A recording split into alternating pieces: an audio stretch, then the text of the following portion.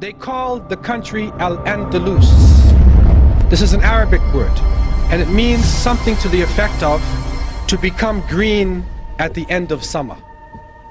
Among the products that were introduced into the West through Al-Andalus, I'll name a few of these products to you. Cotton, paper, glass mirrors, street lamps, salt, colored glass, silk, satin, pepper, cinnamon, handkerchiefs, deodorant, kerosene, linen, firearms, cotton balls, paper money, postage stamps, book binding, clocks, ceramic tiles, nitric acid, soap, astrolabes, compasses for navigation, slide rules, rulers, surgical instruments, windmills, spinning wheels, rose water, maps, globes, citrus and nectar fruits, carpets, eyeglasses, curtains, test tubes, porcelain, fine furs, velvet, almanacs, and encyclopedias. So you can see right away that some of the contributions that they have made, that's a legacy in itself. Because we are benefiting from this, and I can go on with the different aspects of culture that the Muslims developed in that part of the world and other parts of the Muslim world, and they made it in such a way that it was usable for Western society, and it helped Europe to come out of the Dark Ages. Things had really fallen and Europe was not central to the world anymore. But while the non-Muslim historians refer to the Dark Ages of Europe, just in Western Europe you had this amazing state of Andalus, of Muslim Spain, and out of there you had cities like Cordoba, and Cordoba at that time was the largest city in the world. It was a city of 1 million people plus. If you look at the street of Cordoba, it was completely lit up. There were street lights, which was unknown in Europe. They had public baths, they had libraries, they had universities. People would travel all from around the world just to study in Andalus, a true center of learning. So while you can say some of Europe was in the Dark Ages, another part of Europe, which is the Muslim area of Europe, it wasn't in a dark age at all. It was full of light. And you'll see when the Renaissance happened within Europe, and the Renaissance literally means the rebirth. It wasn't a rebirth from nothing. They had just taken everything from Andalus. If you look at Italy, all of the, the arts and so forth, they really just took it from the artisans of Muslim Spain. Okay, and kind of like added bits to it, made it their own style, of course, yeah. Yeah. So of course this rebirth wasn't something that was, from them themselves. They just learnt everything from the Muslims. Ultimately, the Crusaders came away with no permanent conquests, but they returned with something even more valuable: knowledge. Europe, with the Crusades, turned the corner from the Dark Ages. There's medical information and surgical information that's brought back. Books are brought back, languages are brought back, everything is brought back. So the Crusades really do change Europe in a way that we have not seen before. Europe was on the verge of one of the most productive and creative periods of its entire history. Things like the great Gothic cathedrals, the universities, the law courts and legal systems, all of those were created. So following this long period of darkness, there came a tremendous explosion of really brilliant cultural achievements. The Renaissance is back in, the lights are on, and everything is good. What happened between the year 700, to 1500? What happened in that time? It was the Dark Ages. It was the golden age of Islam. And I want to just talk about some of the contributions that were made by Muslims. And this can get very complicated. In mathematics, some of the achievements made, they began algebra and symbols and equations. Developed Arabic numerals, sifr, 0, Arabic numeral system. They established a logarithm. They founded the general formula for solving third-degree equations. They founded trigonomic ratios, formulas, and equations. And you can continue to go on, and you'll see calculus and trigonometry and all of these areas of math have a debt to Islam. In physics, they established the science of power, or mechanics. They describe the center of gravity. They describe gravity.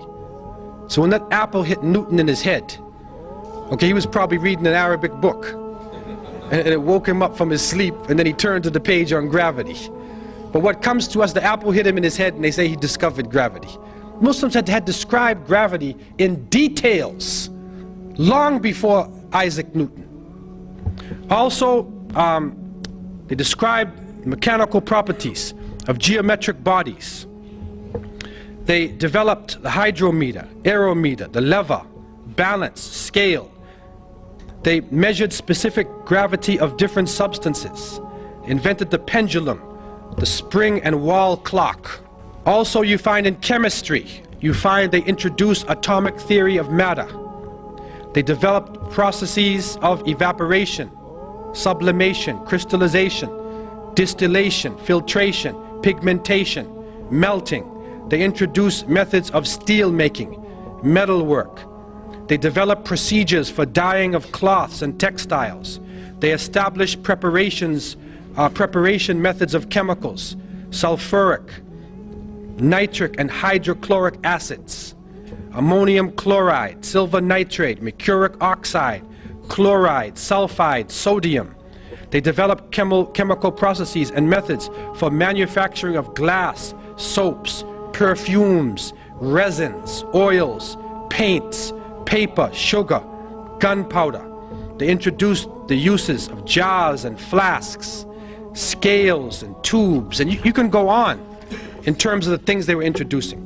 In astronomy, they developed astrolabes and sextants, prepared star catalogs and tables of planetary motion, named over 200 stars with Arabic names. They proved the Earth as a spherical shape. They calculated the length of terrestrial degree, determined the Earth's circumference and diameter. They measured solar inclination angle. They charted the positions and orbits of stars and planets.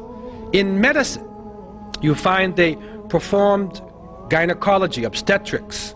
They wrote medical encyclopedias. They performed therapy procedures. They prepared mercury ointment. They discovered a blood circulation and described the pulmonary circulation and the function of lungs. They recognized the contagious nature of tuberculosis and the distribution of disease by water and soil. They performed surgical treatment of eyes, ears, and teeth.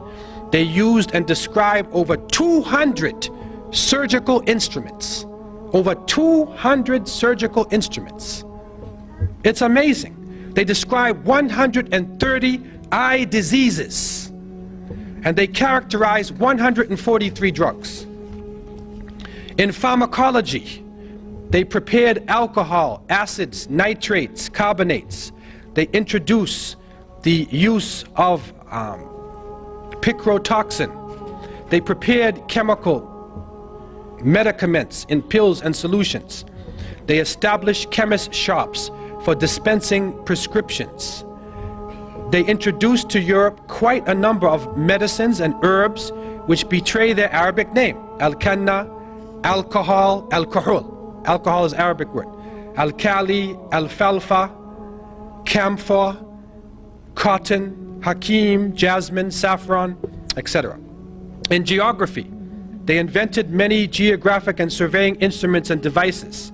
They prepared many accurate and detailed nautical and land road maps of the world. They calculated and prepared ephemeris tables of ocean tides and seasonal winds. They described the lands and the natives of the New World in their reports. Now, someone would say, well, how do they know this? And you go on in astronomy, history, a number of subjects. How would they be so good in these subjects? I want to take two areas. In the area of geography and astronomy. So what is important about the stars and direction? What is important about the geography of the world? All of the Muslims, up until now, are concerned with direction. Because every time we pray toward Mecca. So therefore, wherever you are, you have to determine where Mecca is. So therefore, it was a natural thing for Muslims to get into the direction and always to be looking at the sun to know what time of day it is, because of the cycle of prayer. It's a natural thing. Also, pilgrimage to Mecca. Every Muslim should try to make pilgrimage to Mecca once in a lifetime.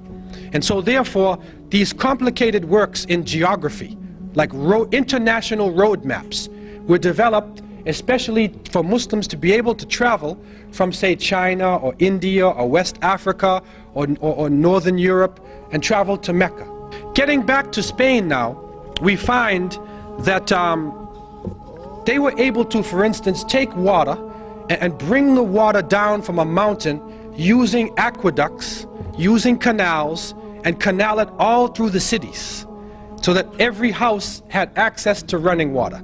And they did that without destroying anything or damming anything up or blocking anything. They did it in such a way they were using gravity.